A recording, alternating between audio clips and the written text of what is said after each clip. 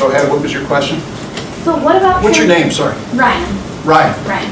Nice. So what about transparency in corruption and showing the corruption? Is there merit in that? Explain. So what you're doing here is you're educating us on certain issues that are happening that people who are even remotely interested in government, or even maybe more than remotely interested in government, potentially might not know about. What happens if we educate our constituents or the public on certain issues like this? Would there be a better way to kind of push back on some of it? So say we educated the people, is what you're saying. We can educate the people and they'll be on top of government. Again, we're talking thousands of votes a year on things that literally are thousands and thousands of pages. And in many cases are impossible to say yes or no on. So you have watchdog groups that try that, right? They try and tell you how to vote. But they become a special interest themselves, and they run into lots of problems doing this themselves. It's information overload. We see that in a lot of systems, right?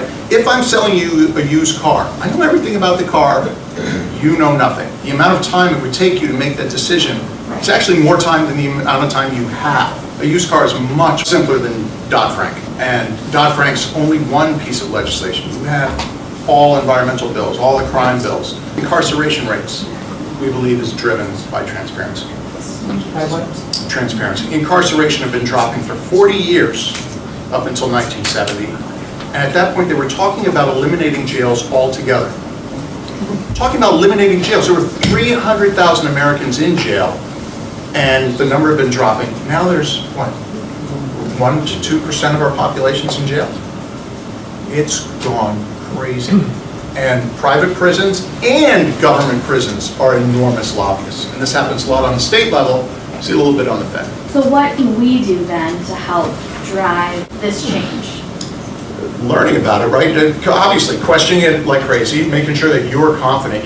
What I find is that I'll tell someone about it, they'll be like, this is the best thing in the world. Then they'll go tell someone about it, and they'll go, I don't have the answer for that, sorry, and then they'll get chewed apart, sort of like I did when I first thought about it, right? It happens so much, right? Because people really want to believe that transparency is helping. And so it's a real problem, right? And if you want to raise money to fix Congress, guess what you put in the first line of your proposal? More transparency, more accountability. And guess what? That's why inequality is rising. That's why all these things are going through the roof, right? And that's why all of Congress is just becoming a mess. You can't get things done. If you've got partisanship, you've got gridlock. If they're voting on things that don't matter to anybody, you've got gridlock. Wouldn't it be great if they could actually do some of this? So does this mean then we put blind faith and blind trust in our congressmen and women? Who are you going to put it in? Can you read the votes? How many votes do you follow here? Right? Are you going to put it in someone else, the guy up the street who's running the Watchdog website? Do you know that he's not taking contribution? Who are you going to put it in? Again, who's going to watch the watchers? Hey, you need to stay awake at night. Well, I don't trust him. Well, you need to stay awake at night. And let me take this one step further, which is, I'm under the belief, I can't prove this. Brent hates when I say this. I'm under the belief that you took 435 people at random, didn't vet them at all, include criminals. Under secrecy, you would get good general legislation. And I believe I can support that with a number of arguments. I believe the people we're voting for are great people. In most cases, you certainly have corruption moments, right? But again, if you have a case of bribery, that's a transparency problem anyways. I'm going to pay you X amount for your vote. Well, you're not going to give him any money if you don't know how he votes, right? So every problem that you have goes back to transparency problem, right? But again, it's who's going to watch the watchers. If you really think you've got better people, try and put them in office. Try and vote them and put them in office. But we're not finding very good data saying congressmen under secrecy are doing bad things. Now, there's one caveat to that. And the caveat's actually a strong one if you look at the current makeup of the Senate or most Congresses. If you have a special interest as a majority of a legislature, you're screwed either way. So if they're all bankers, you're going to get banking legislation, secrecy, or transparent. So this is really important if you look at developing countries, where people are like, well, will transparency or secrecy help Uganda? Well, the MPs in Uganda are all the top 0.01% of the country, and they're all making money off of foreign aid. At that point, I'd say transparency at least might give you something. But secrecy, they're all just going to collude anyway. So you can't have a special interest. And Madison worked really hard. Why does he have a representative from every district? Right? Because they wouldn't know each other.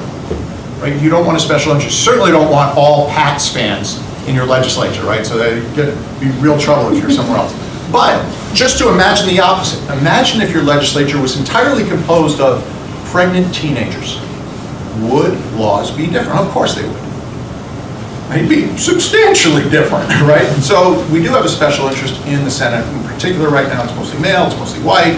It's a problem. They decide justice. They decide the Supreme Court. They decide all that stuff. So that's a problem. This doesn't solve that. Okay. What's your name? Jenny, Hey, can you Jenny. tell the NRA story? Because I don't understand why $10,000 is enough. The NRA story is great. It's great. Let me take one more question before I get to that. I'm following up on this young lady's question about, what can we do? A lot of what you're saying applies to local things. I mean, we talked about our time with congressional representatives, but same thing at state, governor, governor's council. It does. State legislature, local, town or city, Italy, Brazil, we see the selectmen same thing. It's really that. But that's a little easier for us. It's not simple by any means, but it's a little easier for us to get our arms around. Yeah. I know there's, people in there, town meeting members and. I've got enemies at Harvard, right? I have people who've written books on the benefits of transparency. They're just lacking a little bit of data on transparency being good. Then once they come to that conclusion, which has no footnotes, they can jump to all these conclusions, right? And they hate me, right? It happens. So there's a fight out there because people have spent their careers based on transparency being good. The flip side is actually very weird, and Brent will hate me for this because I don't have perfect data on this. But we have evidence to show that some of the groups, they closed down the taxation committees in '86, just at the last minute. The New York Times does a great piece on this. One guy from the insurance company is trying to change taxes for the insurance industry. Packs up his bags when they close the doors, because you can vote to close the doors. It happens very rarely. So all of a sudden the lobbies have to leave.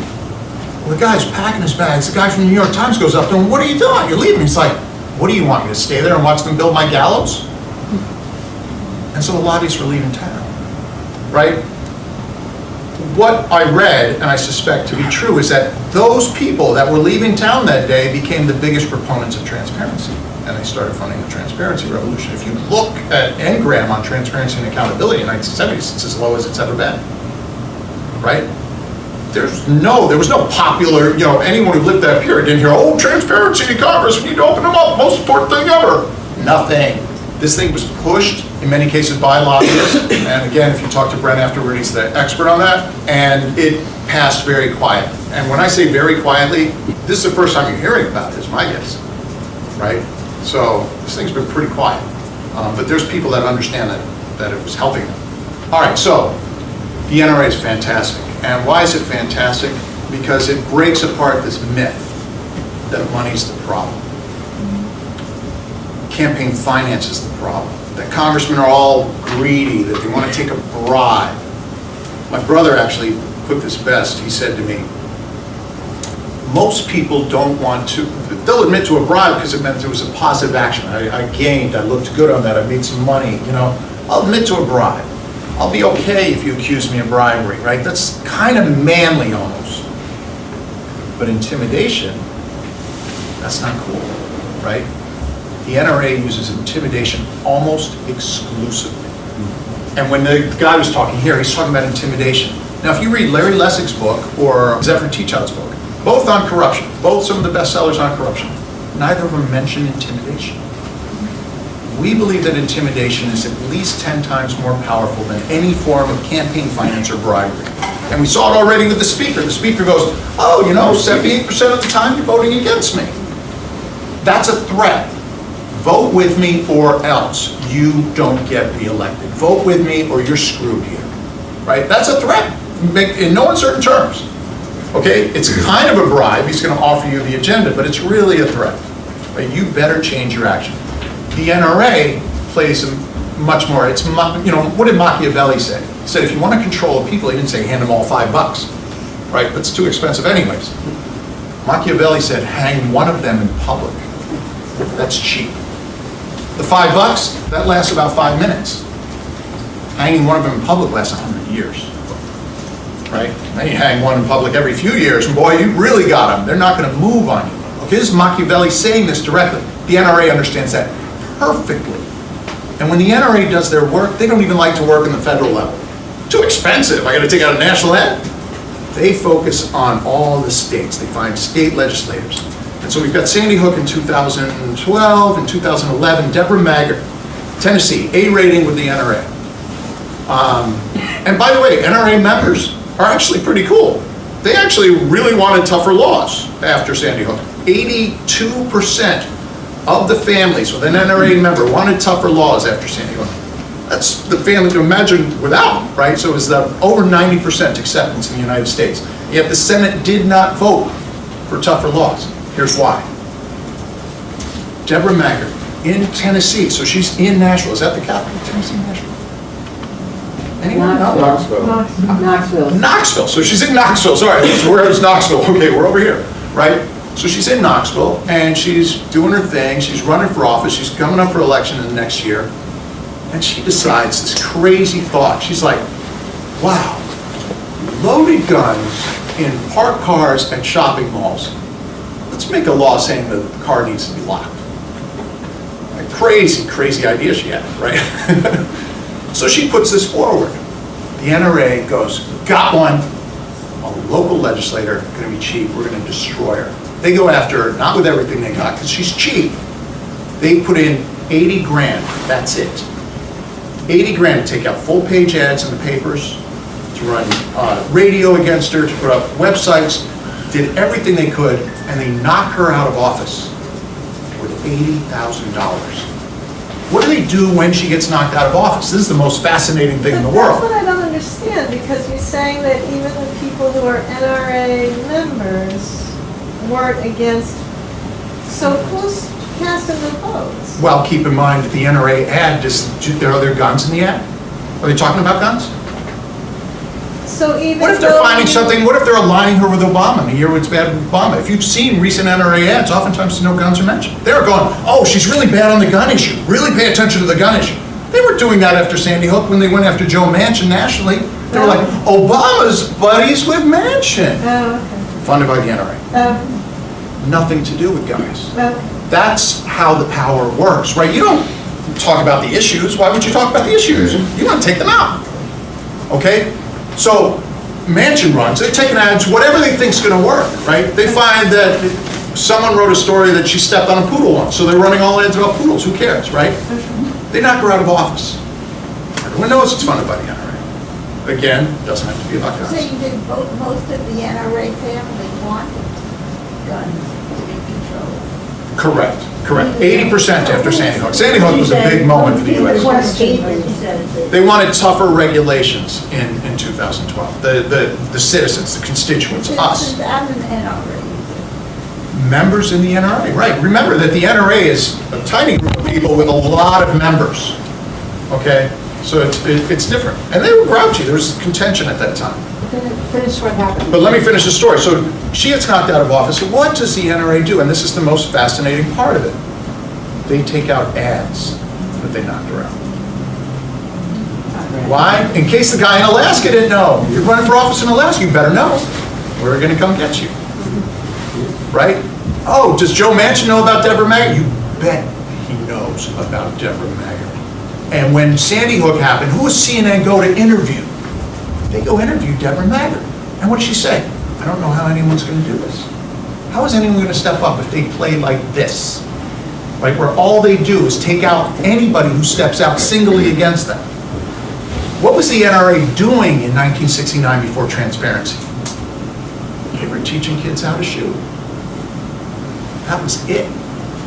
Right? But these institutions start forming, and they form, and they just become these really crazy monsters. And the NRA is, I might be picking on them now, but they're not unique. Right?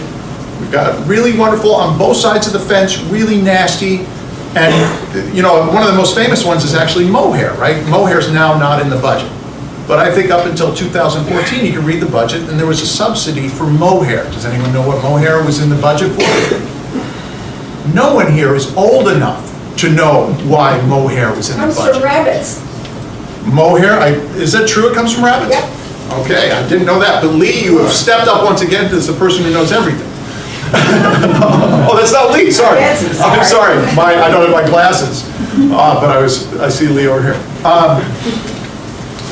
Mohair was, they gave a subsidy to it after the First World War because it was used to make the uniforms of the soldiers.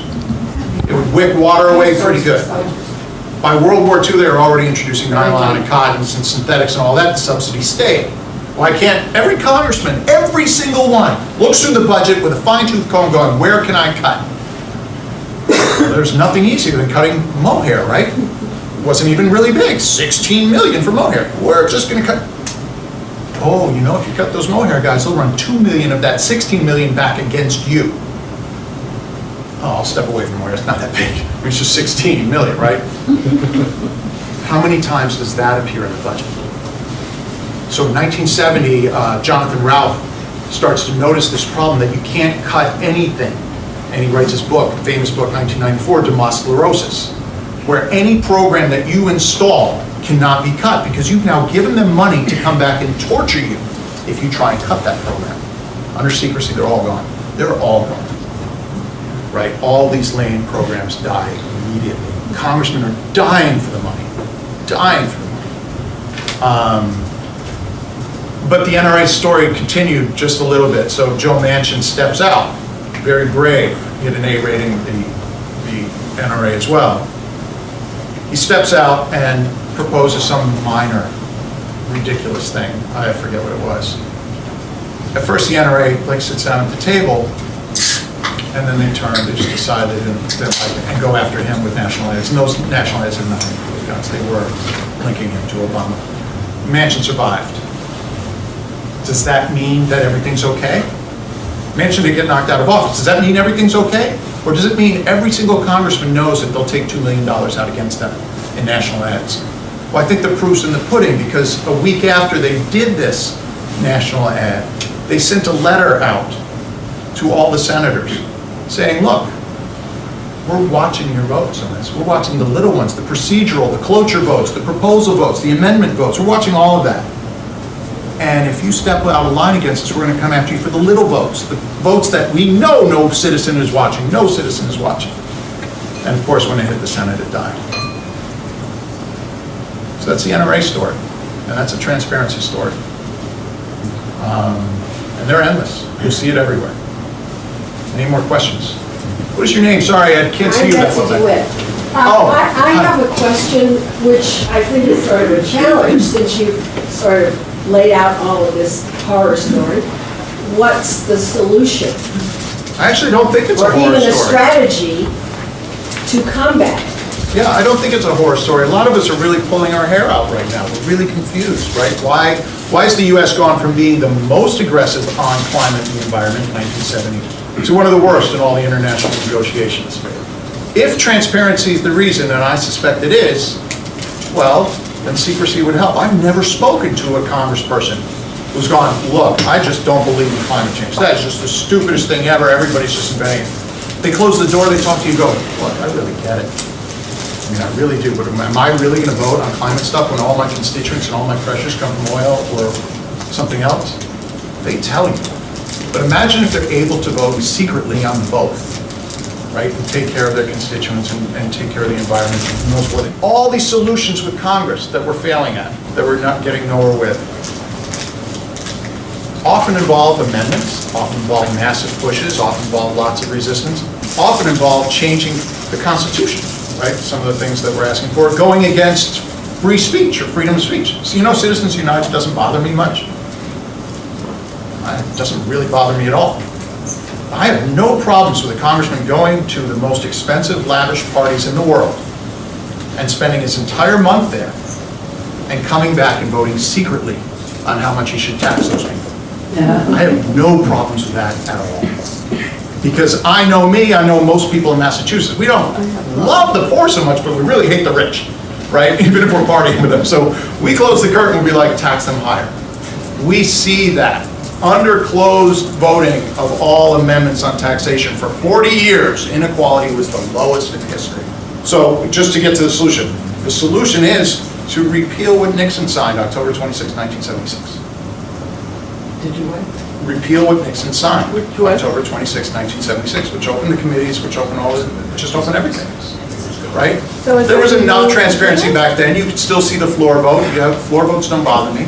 You still see position statements made by your Congress people. But all the things that we don't follow, why would we let the person who gets hit by the drone follow it? Right? Because they're the people who want to take out. If you want to take out the oil companies because they're a little tougher than the drone strike victim, the only way is secrecy.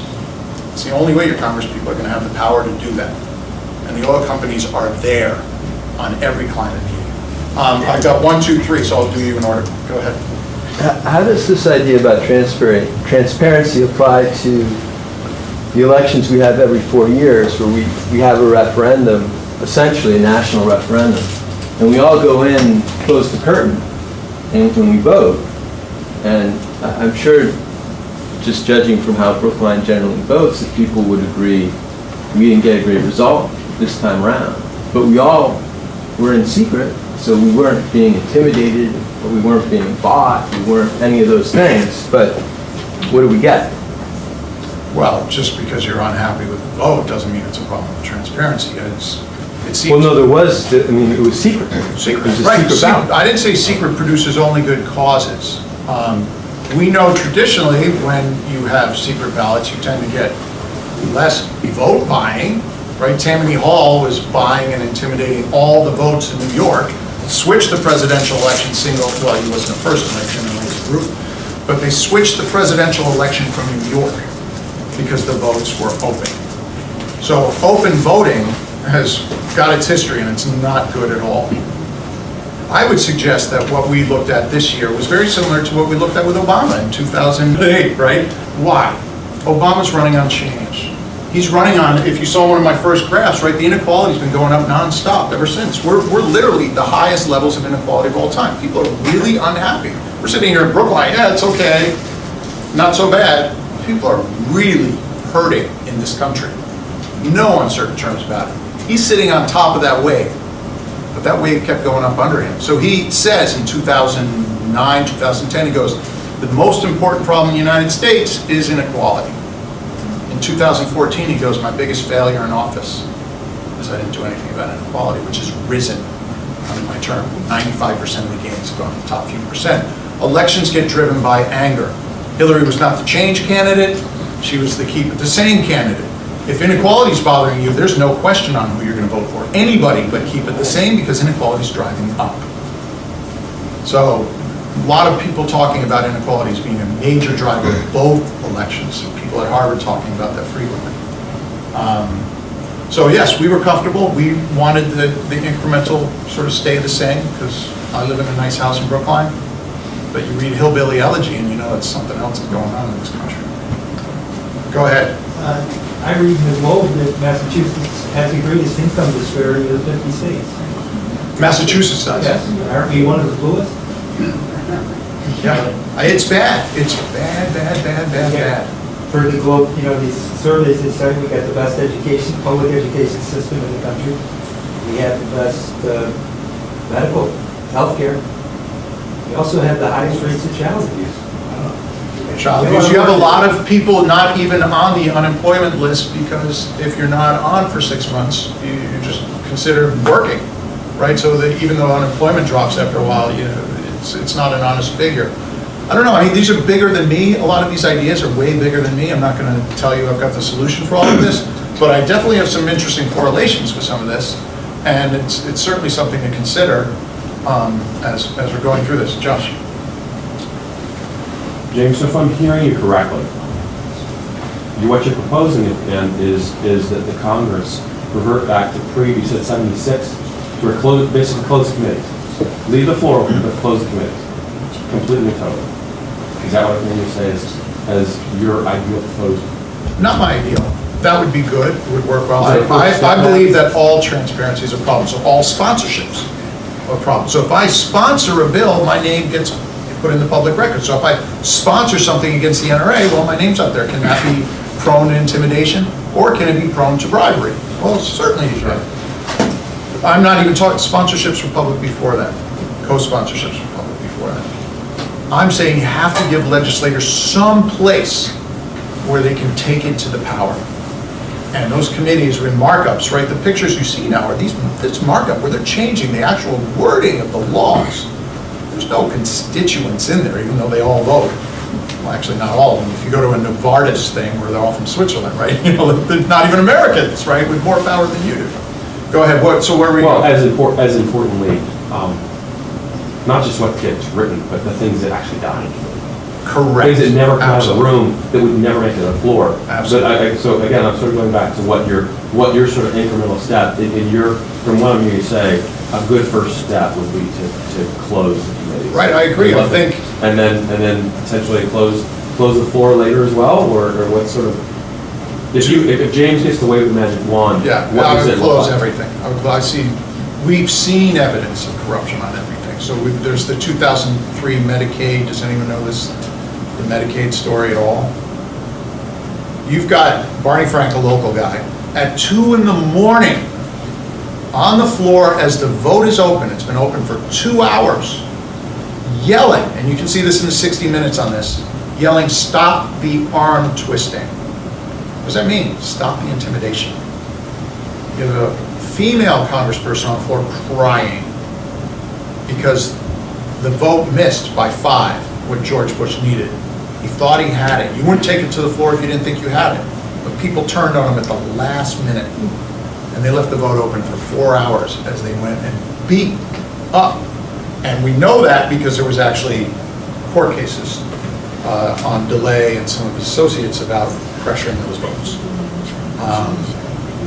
So that's the floor vote.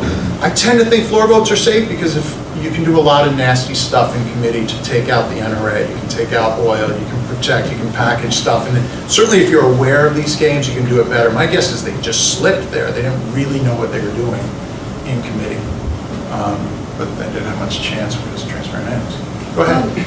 I read some of your stuff before coming here. You are Diane back there. Yeah, Diane. Diane. And the nagging problem that I still have, based on reading your stuff and now hearing you, is this assumption that if you close the committees, and I understand what you're saying, how that could help, but it's assuming that people are really good or are going to do the right thing. Why should we assume that? I don't assume that, actually. It's actually a strange, so yes, if I was going to close the committee and one person was a legislator in that committee, I mean, you got to be crazy, right? I'm giving all the power to this one person, he can do whatever he wants. But you have to think about how numbers work. So, say for example, you wanted to corrupt Congress. Well, the first thing you might think to do is you're going to go bribe a congressperson, right? That would seem to work. So, I want legislation passed, I go over and bribe you, right? I give you 50 grand, you vote for me, right? Where have I gotten if I've corrupted one person out of 435 votes? I've actually gotten nowhere. Okay, so when these committees are closed, these are people, assuming we've elected them from different areas with different interests. Madison never assumed they were wonderful people. He said, try and get wonderful people, which Brent reminded me of. But he assumed that they all were corrupt in some way. They all were special interests in some ways. So when I arrive in Congress, for example, I'd be like, pass better legislation for the New England Patriots and give me this new bridge and I want the new dig. Okay, but I arrive in legislation, that's all I really care about, even though I campaign on other stuff, or maybe I campaign on that. Now I've got to convince all of you to vote with me. Well, if I've got pressure over you, if I've got power over you, I can force you to vote with me. But if we're going to pass a bill together, now I've got to go, what do you need for your district? What do you need for your district? What do you need for yours? We need at least half of you guys to come together with all these corrupt ideas. And by the time you've done that, you've got general legislation again. You're no longer a special interest. You're forming legislation that improves the lives of a majority of the people. And so again, if you have a single individual, yes, they're very corruptible. The whole design of Congress is to have so many, sort of like Browning in motion, right? You won't have all the cells all of a sudden jump up and move across the room, right? They're all going in different directions. Try and get 3 people to agree on a movie at night. Well, you know, 11 people in a committee is pretty difficult. 435 voting secretly is even harder. What's interesting about that is the length and complexity of bills shoots up in 1970. Why? Before 1970, they had to read them, and they had to understand them. And if they didn't like what they read, they'd just go, hell, I don't even understand, throw it out. Afterwards, if you're pressuring, you're saying, you have to vote for it because I've got power of you, I can write anything I want. And that's where the tax code goes haywire. Because if you can write anything you want, believe me, the tax code governs the air we breathe, the ground we stand on, whether there's even a Brookline. Tax code is everything. And the tax code is just shredded beginning in the 1970s. So there's one guy down in Florida who says the difference in legislation alone since the 70s is a $2 trillion shift of money from the 99% to the 1% per year. Per year. That's $6,000 per person of capital. Just from legislation alone. He's not the only one saying it. Hacker and Pearson say that the shift in the tax code accounts for at least 1/3 of what we see in inequality. Just the shift in the tax code. And how many of you can understand the tax code? Right? We're citizens. We're going to follow Congress, right? No, the only people who understand the tax code are the people who get shot by the tax code, and they understand that one line of the tax code. They don't care about the rest. Go ahead. One question and a point after. Yeah. The question is, was there a relationship or numbers that vary from opening the transparency of the 70s and the voting numbers, constituency and voting? Did it increase? I know in the US it is very low, the democracy.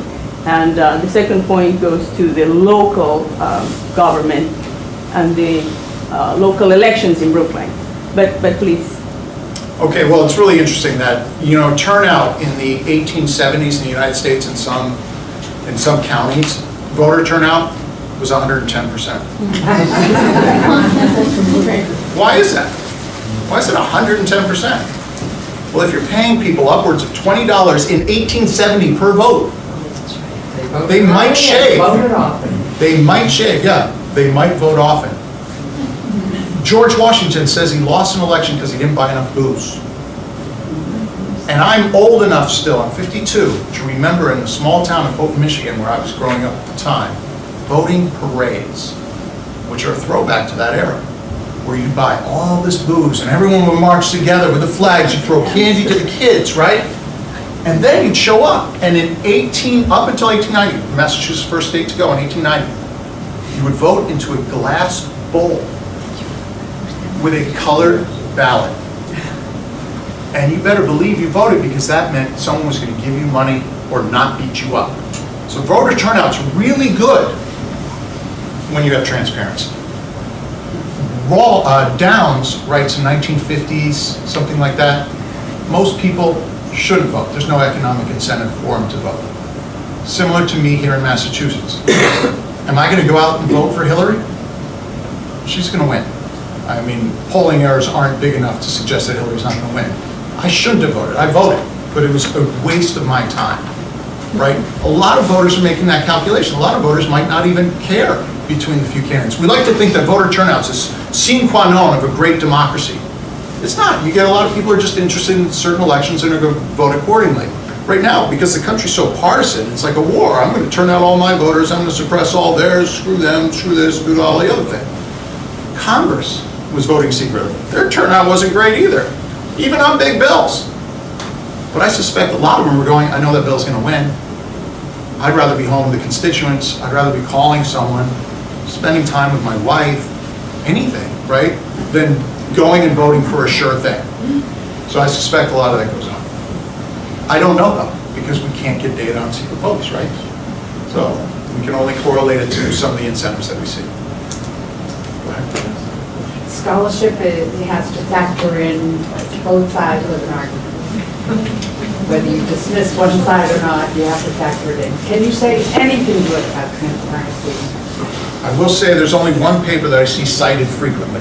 It's a 2014 Brookings piece. Again, we were talking about the wonderfulness of Brookings. It's written by a guy named Eisen who went to law school with Barack Obama. worked on his campaign, became the, I don't know, something for Czechoslovakia. So he wrote this really provocative piece because there's been enough people grumbling about transparency for a while. And his piece is called, Why the Critics of Transparency Are Wrong.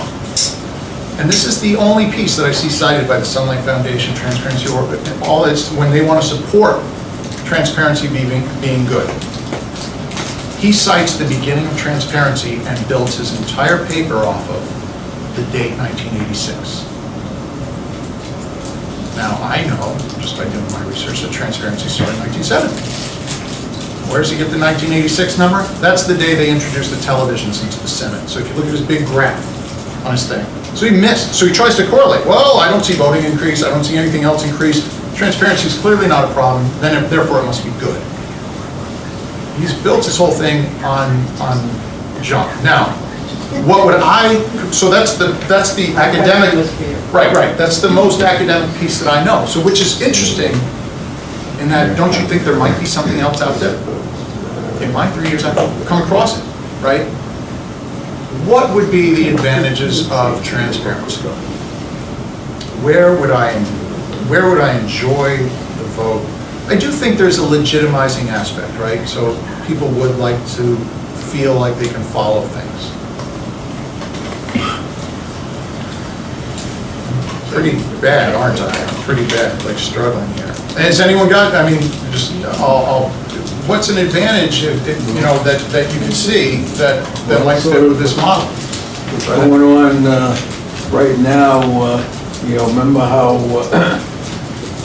when Obamacare was passed in 2010, Nancy Pelosi said, you've got to pass the bill in order to know what's in it.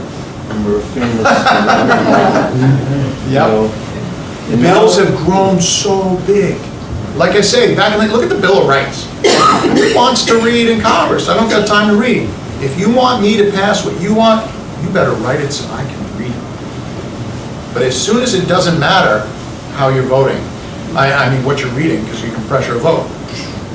You know how many omnibus bills there were before 1970?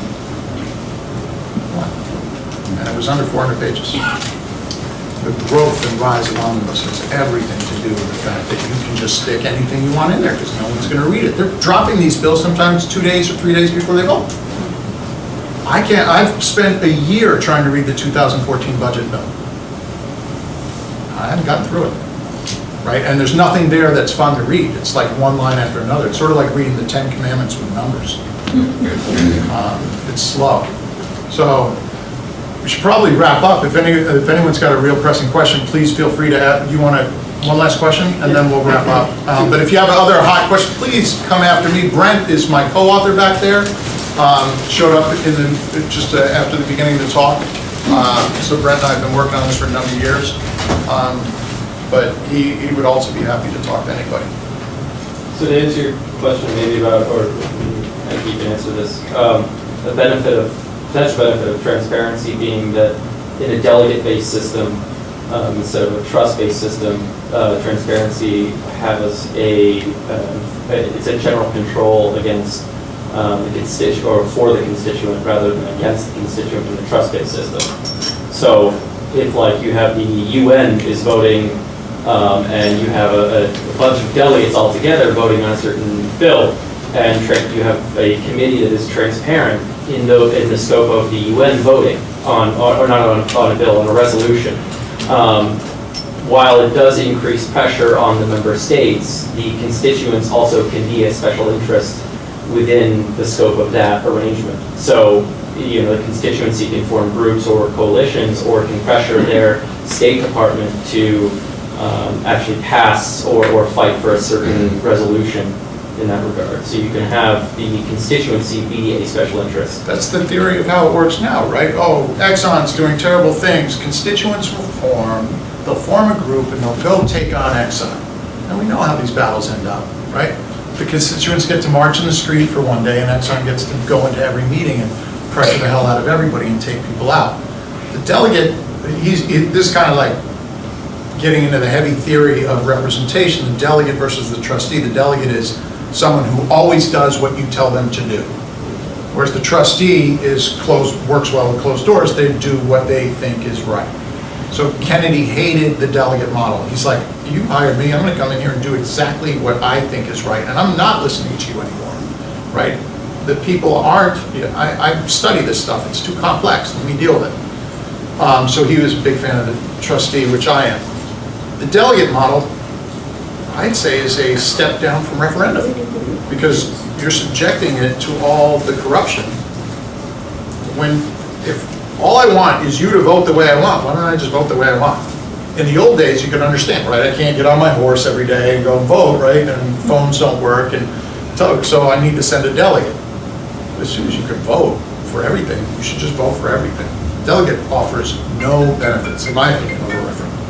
And a lot of negatives, right? Because you can change the vote if you don't want to. So, but thank you so much. Thanks to, One question. So, to bring it to the local level, to Brookline, are you advocating that we should encourage a lack of transparency and accountability and secrecy, or at the local level? I don't know Brookline. Remember, I have one caveat versus this system, and so Brookline may fit that caveat, which is if you have a special interest in your legislature that's of a majority state, so say they all live on Tappan Street, right? Then you're going to have problems with the legislature under secrecy or transparency. You're going to be screwed in either, and then in that case, I probably prefer transparency. So you have to think about the individual conditions. I don't understand the way it works in Brookline. So you really have to look at the basic makeup of your legislature to answer that question. I'm assuming we're talking about a legislature, right? Are you talking about something else, like transparency of an executive type branch or a judicial branch? What are we talking about? Executive branch? Yeah, the executive branch, which corresponds more to FOIA, is not something that I do a ton of work on, okay? FOIA has got people complaining about it. But remember, FOIA is entirely different because the executive branch is entirely different. Why? Well, she asked the question about corrupting a committee. Well, it's hard to corrupt big numbers of people. The executive, remember, is one. It's really one person, okay? And so the executive, when they veto a bill, it's voting no, and that's public. And when they sign a bill, that's voting yes, and that's public. All right, so the executive's always in a position of transparency regardless of what you claim it is, right? Now, all the meetings they have underneath, of course, we don't know exactly what they're doing.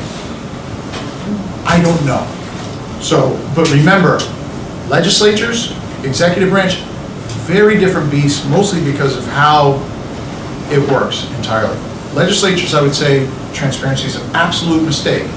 Separation of powers, I would say maybe have transparency on the executive, closed on the, and it's traditionally the way we've done it in the US and tried. FOIA, I know, is 1966, but doesn't cover everything. FOIA doesn't deal with judicial or legislative, it's just executive.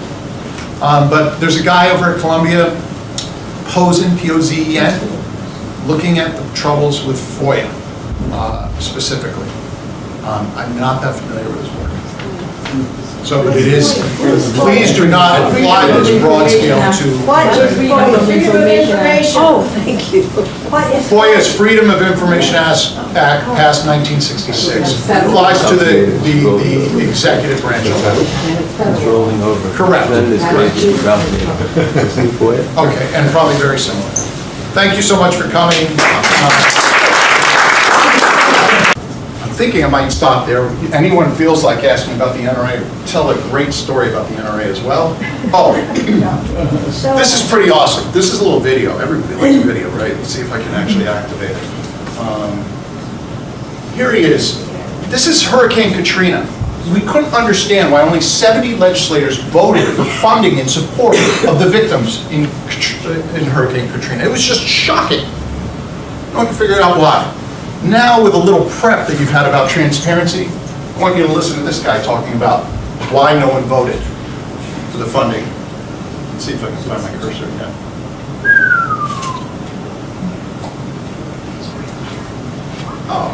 Oh, I don't have an audio thing.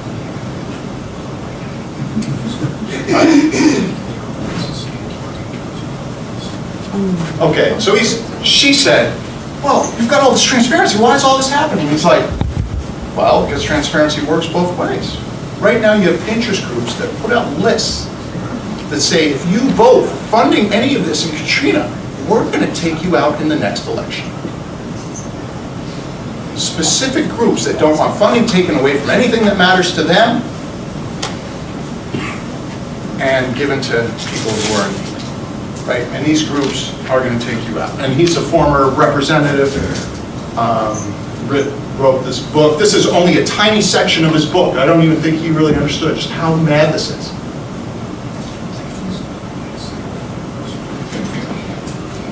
The only reason you get 70 members for aid after Hurricane Sandy.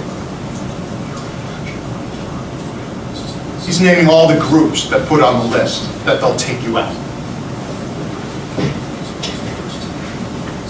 It's worse today than it's ever been. Of course it is, right? Because you couldn't do it before. How would you make a list of how someone voted if you don't have anything about how they voted? Let me see. I'm going to flick through these slides, but I'm going to open up for questions with Pope. Well, let's see if I've got anything here. Yeah. No, I'm going to open up for questions. If I need one of these slides, I'll go to it later.